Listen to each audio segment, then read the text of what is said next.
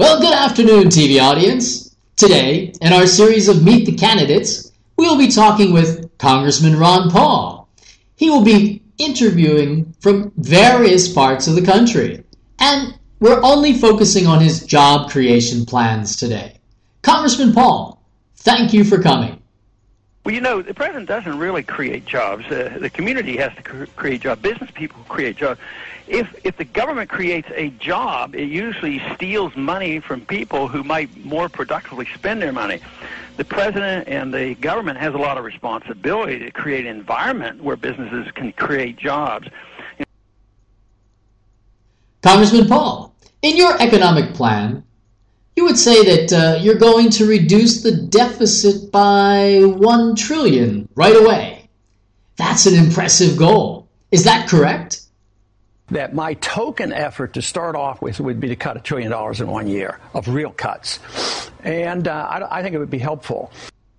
Now, as part of your plan, you're also going to be eliminating 5 departments in the government: commerce, education, housing and urban development, energy, and interior. How many jobs do you anticipate creating with your plan? You won't have real growth until you liquidate all the malinvestment and all the bad debt.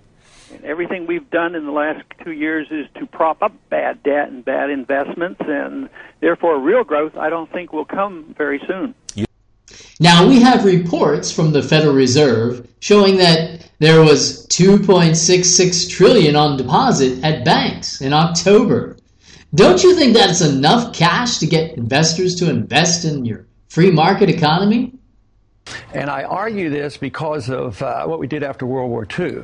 We cut spending 60% and cut taxes 30%. And we sent 10 million people into the workforce.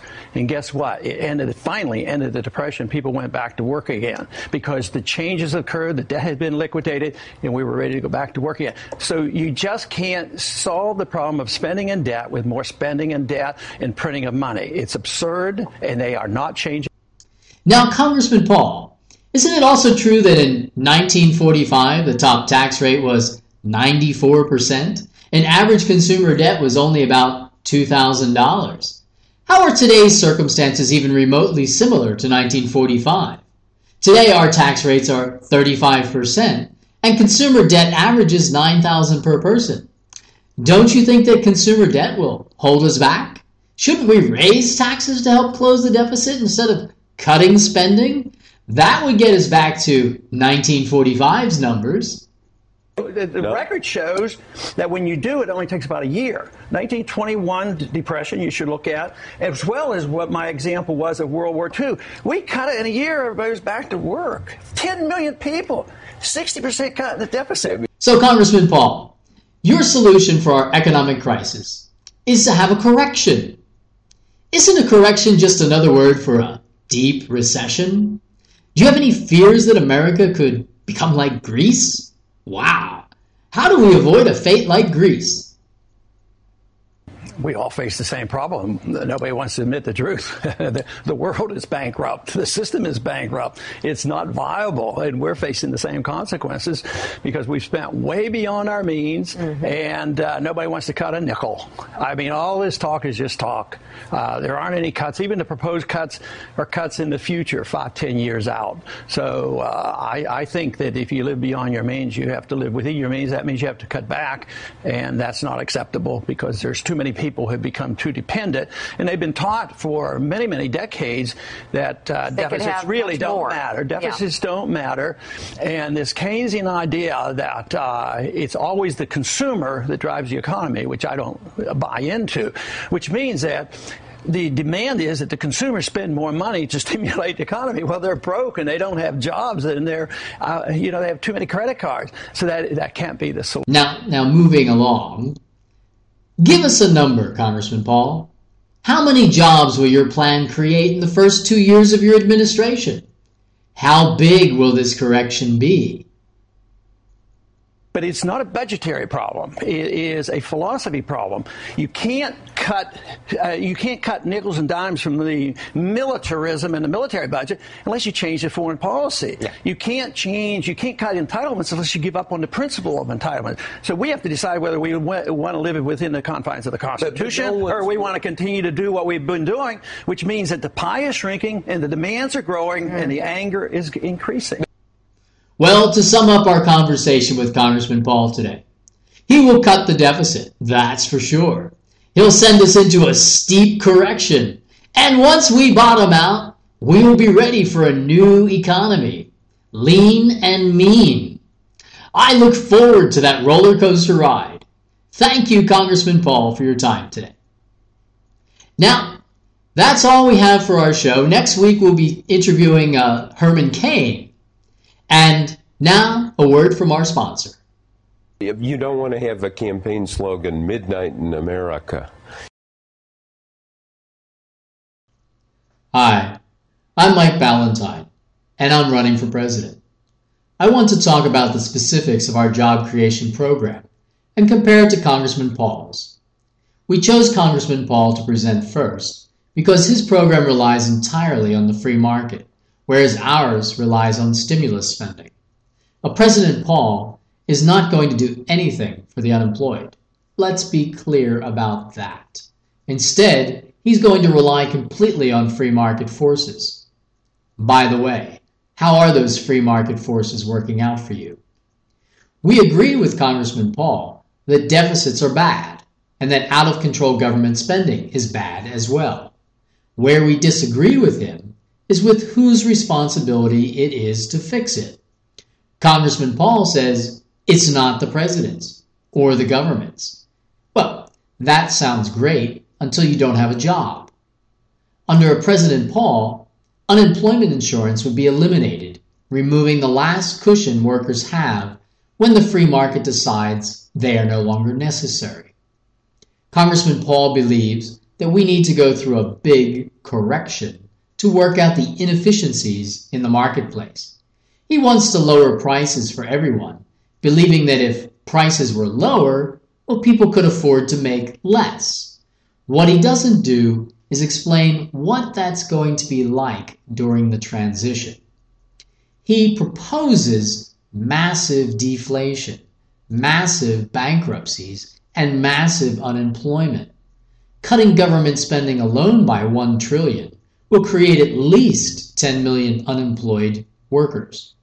If you're an ideologue, well, that might be okay.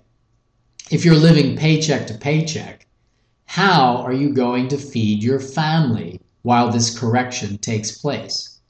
You know, an alcoholic can go cold turkey, although one sometimes needs medical assistance during the transition. But a drug addict needs to be weaned off of drugs slowly and carefully, or the addict risks going into shock and dying. We believe that America is a debt addict, and that if we give it the shock treatment, we will kill the patient.